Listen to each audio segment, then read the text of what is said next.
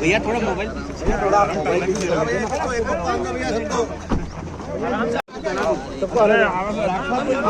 निर्मल make सब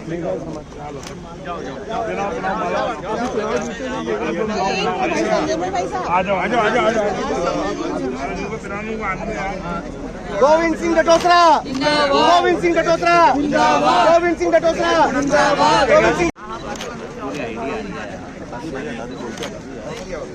कौशल जी ID थोड़ी आए कौशल भाई। हाँ ये लो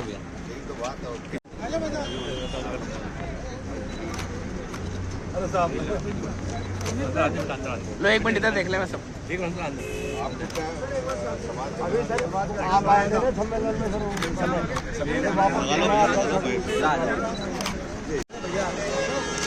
एक मिनट इधर इधर। अरे अंकल भैया नहीं मानोगे क्या? थोड़ा सा पीछे आओ ना यार।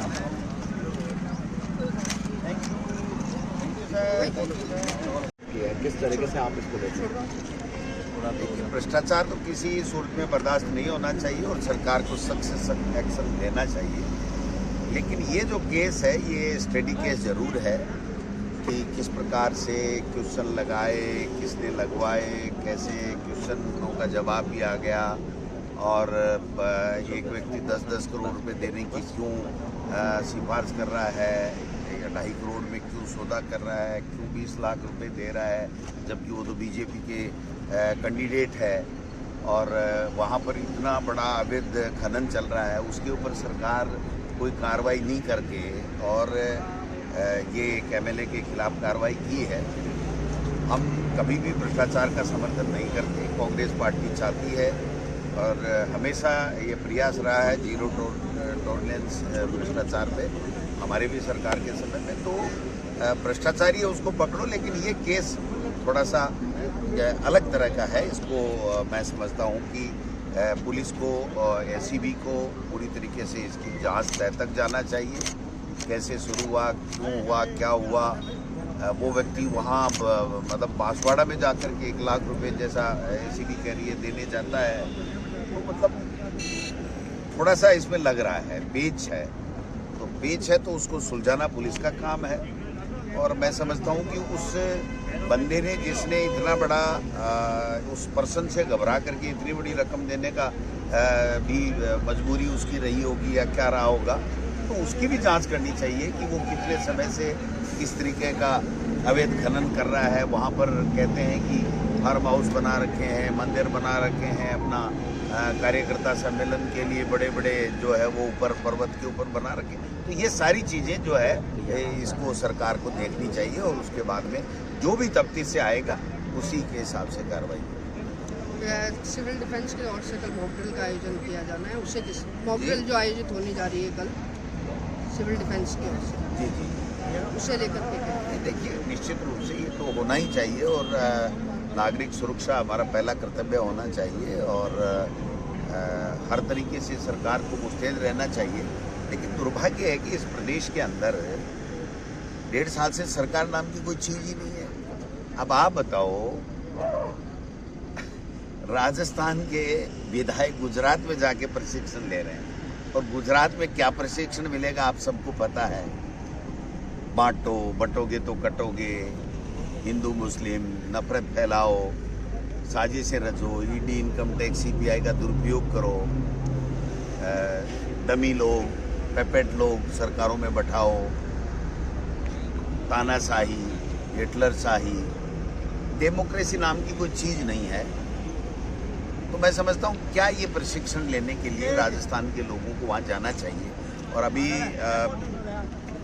हमारे पूर्व मुख्यमंत्री जी ने जब सवाल उठाया तो मुख्यमंत्री जी ने गुस्से में आकर के, पहली बार मैंने उनका गुस्सा देखा, वह तो नकली गुस्सा कई बार देखा, लेकिन कल ऐसे लग रहा था जैसे वो बहुत गुस्से में है और ये कह रहे हैं कि हम सरदार पटेल की धरती पे आ गए तो क्या हम एकता अखंडता। अरे भाई, सरदार पटेल ने तुम्हारे आरएसएस जो तुम्हारा पैतृक जो चीज़ है जहाँ से उत्पत्ति हुई है आपकी राजनीति में उसके ऊपर तो बैन लगाया था।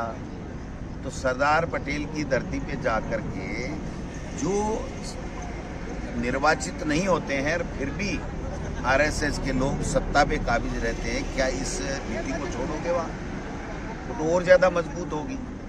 जबकि कायदा ये होता है कि जो जनप्रतिनिधि जीतता है, जो सरकार बनती है, जनप्रतिनिधि होते हैं वो सरकार चलाते हैं। यहाँ तो आरएसएस सरकार चला रहा है। पर्ची दिल्ली से आ जाती है, भारतीय भवन से आ जाती है, और कहीं से आ जाती है, वो फैसले हो जाते हैं। उसके अलावा तो मुख्यमंत्री जी घर में ही बैठे रहते हैं, टीवी देखते रहते हैं। एक मुख्यमंत्री को इतनी फुर्सत मिल गई क्या कि महीने में 5 दिन देवदर्शन यात्रा पे जाए और बिजली, पानी, सड़क, चिकित्सा इसकी कोई बात नहीं करे, लॉ एंड ऑर्डर की कोई बात नहीं करे।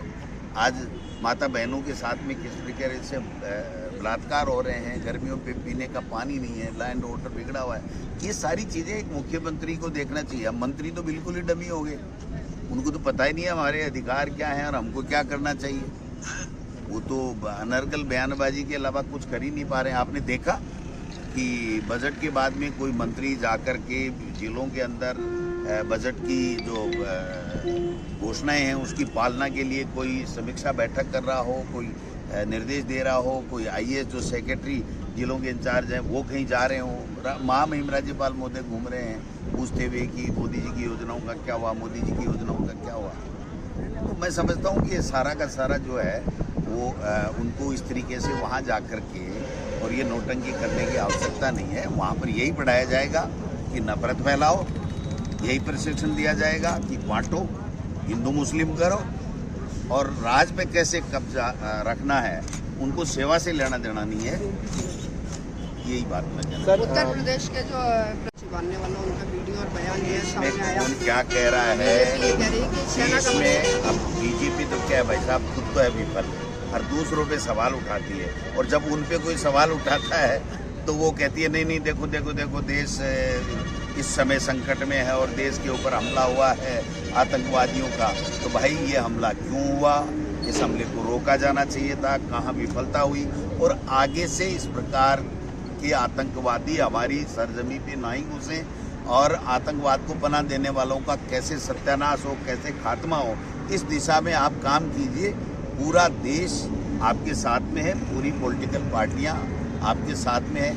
हमारे नेता राहुल गांधी जी और खड़गे साहब ने कहा है कि हम सब राजनीति से ऊपर उठ करके सरकार के साथ में हैं कि वो उनको इस जो कायराना हरकत की है उसका बदला ले और आतंकवाद के जो जड़ से ख़त्म करने के लिए प्रयास करें। तो करना चाहिए। ये तो सवाल वही वो करवाते हैं, वही वो बात करते हैं। ये देखो इसने ये कह दिया, इसने पूछ लिया कि आतंकवादी कैसे हुए। क्यों नहीं पूछेगा?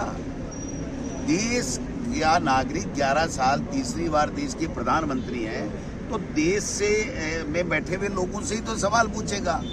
लेकिन साथ साथ में चाहे वो अजय राय हो, चाहे वो राहुल गांधी हो, चाहे खड़गे साहब हो, चाहे अशोक गहलोत हो, चाहे गोविंद डोटासरा हो, चाहे टीकाराम जूली हो, सारे की यही तो कह रहे हैं कि हम सब साथ में हैं। आप इसका बदला लीजिए, न्याय कीजिए, आतंकवाद को समाप्त कीजिए। आप तो नोटबंदी करके आतंकवाद को समाप्त कर रहे थे, भ्रष्टाचार को समाप्त कर रहे थे। अब भ्रष्टाचार भी तो कोई समाप्त नहीं हुआ, आतंकवाद भी समाप्त नहीं हुआ, और नोटंकी करके आप जो है वो तानाशाही पूर्वक शासन चला रहे हो। ये ठीक नहीं है। सर, आप प्रशिक्षण शिविर की बात कर रहे हैं। कल मुख्यमंत्री भजनलाल शर्मा जी ने उप मुख्यमंत्री अशोक गहलोत पर भी टिप्पणी कहा कि आपका मानसिक संतुलन बिगड़ वो है। जो भाव भाषा थी उनकी, उसकी मैं निंदा करता हूँ। वो पहली बार के एमएलए और अशोक गहलोत 5 बार का सांसद, 6 बार का एमएलए, 3 बार का मुख्यमंत्री है। क्या बात कर रहे हो, क्या मुकाबला कर रहे हो? उसको पर्ची पकड़ा दी किसी ने कि ठोक दे। जवाब उनको ये देना चाहिए था कि आप गुजरात में प्रशिक्षण लेने क्यों गए, आप राजस्थान में क्यों नहीं प्रशिक्षण लिया। आप बताइए, जो सरकार हमारी गिरा रहे थे और उस वक्त सरकार को बचाने के लिए, लोकतंत्र को बचाने के लिए, प्रदेश के लोगों की जो है वो भावनाओं के मुताबिक अगर हमने अपने आप को सेफ रखने के लिए होटलों में, उसकी तुलना इससे कर रहे हैं क्या? तो क्या वहाँ सरकार गिर रही है या पर्ची बदल रही है? किस लिए गए? कहीं मुख्यमंत्री जी वापिस बाई कार नहीं आ जाएं? ये भी हो सकता है, वहाँ कुछ भी हो सकता है। प्रशिक्षण का नाम है, वो मोदी और अमित शाह है, पता नहीं वो क्या फीडबैक लेकर के क्या निर्णय करके वहाँ से भेज दें। शहर कांग्रेस में बिखराव जो है वो लगातार देखा जा रहा है। देखिए अभी कांग्रेस का यहाँ पर संगठन जिले का बनना है, और इसके लिए जल्दी ही जो है AICC में हम सब लोग चर्चा करके जाएंगे और जो लोग अच्छे काम कर रहे हैं उनको और प्रदेश कांग्रेस कमेटी में ब्लॉक अध्यक्ष हैं उनको जिला कांग्रेस कमेटी में, प्रकोष्ठों में, डिपार्टमेंट्स में, सेल में, बूथ के लेवल तक हम लोग जा रहे हैं, नगर कांग्रेस कमेटियां हम लोग बना रहे हैं। तो संगठन का वर्ष है और संगठन बन रहा है। तो मैं समझता हूं कि छोटी मोटी कोई बात है तो हम घर में बैठ करके निपटा लेंगे। सब लोग अच्छा आपसे ये है कि निवर्तमान शहर अध्यक्ष आपके साथ में खड़े हैं, कल उन्होंने सभी को एक आग्रह किया था कि आपका जो स्वागत है वो एक जगह किया जाएगा, लेकिन फिर भी ब्लॉक अध्यक्ष जो नियुक्त किए ये गए, राजनीति में सब चलता है भैया, स्वागत हो जगह हो एक जगह हो। अच्छा काम कर रहे हैं तो अच्छा काम कर रहे हैं तो अच्छा काम कर रहे हैं, इसमें कोई दो राय नहीं। मेरे साथ में काफ़ी समय से अच्छा काम कर रहे हैं और अब चूँकि पूरी कवायद AICC कर रही है कि पूरा ही संगठन में आमूल-चूल परिवर्तन हो और दोबारा से संगठन बने, इस दिशा में हम लोग आगे बढ़ेंगे जब AICC कहेगा।